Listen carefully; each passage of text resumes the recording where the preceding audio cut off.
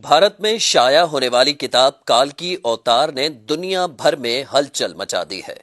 اس کتاب میں یہ بتایا گیا ہے کہ ہندوؤں کی مذہبی کتابوں میں جس کالکی اوتار کا تذکرہ ملتا ہے وہ آخری رسول صلی اللہ علیہ وآلہ وسلم بن عبداللہ ہی ہیں۔ اس کتاب کا مصنف اگر کوئی مسلمان ہوتا تو وہ اب تک جیل میں ہوتا اور اس کتاب پر پابندی لگ چکی ہوتی، مگر اس کے مصنف پنڈت وید پرکاش برہمن ہندو ہیں اور وہ الہ آباد یونیورسٹی سے وابستہ ہیں۔ وہ سنسکرت زبان کے ماہر اور معروف محقق اسکالر ہیں۔ پنڈت وید پرکاش نے کالکی اوتار کی بابت اپنے اس تحقیق کو ملک کے 8 مشہور و معروف محقق پنڈتوں کے سامنے پیش کیا تھا جو اپنے شعبے میں مستند گردانے جاتے ہیں۔ ان پنڈتوں نے کتاب کے بغور مطالعے اور تحقیق کے بعد یہ تسلیم کیا ہے کہ کتاب میں پیش کیے گئے حوالے مستند اور درست ہیں۔ برہمن پنڈت وید پرکاش نے اپنے اس تحقیق کا نام کالکی اوتار یعنی تمام کائنات کے رہنما رکھا ہے۔ ہندوؤں کی اہم مذہبی کتاب میں دراصل یہ ایک عظیم رہنما کا ذکر ملتا ہے جسے کالکی اوتار کا نام دیا جاتا ہے۔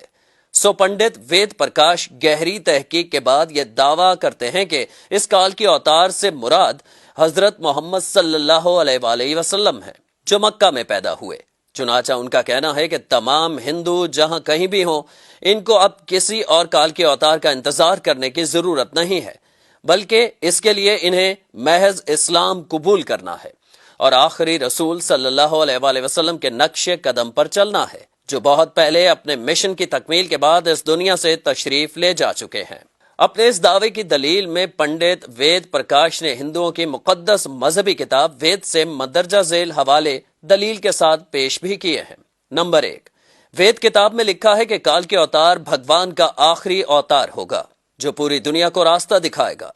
ان کلمات کا حوالہ دینے کے بعد پنڈت وید پرکاش لکھتے ہیں کہ اس پیش گوئی کا اطلاق صرف حضرت محمد صلی اللہ علیہ وآلہ وسلم کے معاملے میں درست ہو سکتا ہے۔ نمبر 2، ویدوں کی پیش گوئی کے مطابق کالکی اوتار ایک جزیرے میں پیدا ہوں گے اور یہ عرب علاقہ ہی ہے جسے جزیرۃ العرب کہا جاتا ہے۔ نمبر 3، مقدس کتاب وید میں لکھا ہے کہ کالکی اوتار کے والد کا نام وشنو بھگت اور والدہ کا نام سومانب ہوگا، جبکہ سنسکرت زبان میں وشنو اللہ کے معنوں میں استعمال ہوتا ہے اور بھگت کے معنی غلام اور بندے کے ہیں۔ چنانچہ عربی زبان میں وشنو بھگت کا مطلب اللہ کا بندہ یعنی عبداللہ ہوا اور سنسکرت میں سومانب کا مطلب امن ہے جو کہ عربی زبان میں آمنہ ہوگا، اور آخری رسول صلی اللہ علیہ وآلہ وسلم کے والد کا نام عبداللہ اور والدہ کا نام آمنہ ہی ہے۔ نمبر 4، وید کتاب میں لکھا ہے کہ کالکی اوتار زیتون اور کھجور استعمال کرے گا اور وہ اپنے قول و قرار میں سچا اور دیانتدار ہوگا، اور یہ دونوں پھل حضور اکرم صلی اللہ علیہ وآلہ وسلم کو مرغوب تھے، جبکہ آپ سچائی اور دیانتداری میں تو اس حد تک معروف تھے کہ مکہ میں محمد صلی اللہ علیہ وآلہ وسلم کے لیے صادق اور امین کے لقب استعمال کیے جاتے تھے۔ نمبر 5، وید کے مطابق کالکی اوتار اپنی سرزمین کے معزز خاندان میں سے ہوگا، اور یہ بھی محمد صلی اللہ علیہ وآلہ وسلم کے بارے میں سچ ثابت ہوتا ہے کہ آپ قریش کے معزز قبیلے میں سے تھے جس کی پورے عرب میں عزت اور شام و عراق میں پہچان تھی۔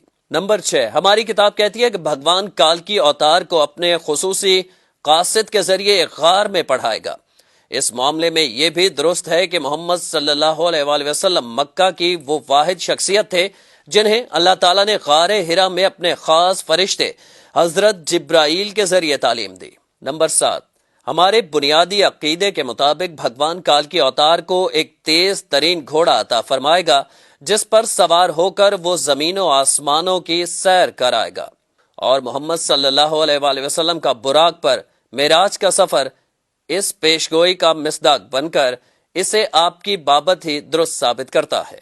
نمبر 8، نیز لکھا ہے کہ ہمیں یقین ہے کہ بھگوان کالکی اوتار کی بہت مدد کرے گا اور اسے بہت قوت عطا فرمائے گا، اور ہم یہ جانتے ہیں کہ جنگ بدر میں اللہ نے محمد صلی اللہ علیہ وآلہ وسلم کی فرشتوں سے مدد فرمائی۔ نمبر 9، ہماری ساری مذہبی کتابوں کے مطابق یہ پیش گوئی ملتی ہے کہ کالکی اوتار گھوڑ سواری، تیر اندازی اور تلوار زنی میں ماہر ہوگا۔ پنڈت وید پرکاش نے اس پیش گوئی پر بڑا خوبصورت تبصرہ کیا ہے جو بڑا اہم اور قابل غور ہے۔ وہ لکھتے ہیں کہ گھوڑوں، تلواروں اور نیزوں کا زمانہ بہت پہلے گزر چکا ہے۔ اب تو ٹینک، توپ اور میزائل جیسے ہتھیار استعمال میں ہیں۔ لہٰذا یہ عقل مندی نہیں ہے کہ ہم اس دور جدید میں تلواروں، نیزوں اور برچھیوں سے مسلح کال کے اوتار کا انتظار کرتے رہ جائیں۔ حالانکہ حقیقت یہ ہے کہ مقدس کتابوں میں کال کے اوتار کے واضح اشارے حضور صلی اللہ علیہ وآلہ وسلم کے بارے میں ہیں، جو ان تمام حربی فنون میں کامل مہارت رکھتے تھے۔ ٹینک، توپ اور میزائل کے اس دور میں گھڑ سوار، تیز زن اور تیر انداز کال کے اوتار کا انتظار نری حماقت ہے۔ اس کو اتنا پھیلائیں کہ ساری دنیا کے ہندو کلمہ پڑھ کر اللہ تعالیٰ کے حضور سچی توبہ کر کے جنت میں جانے والے بن جائیں۔ کم از کم اپنے دوستوں کو ضرور بتائیں۔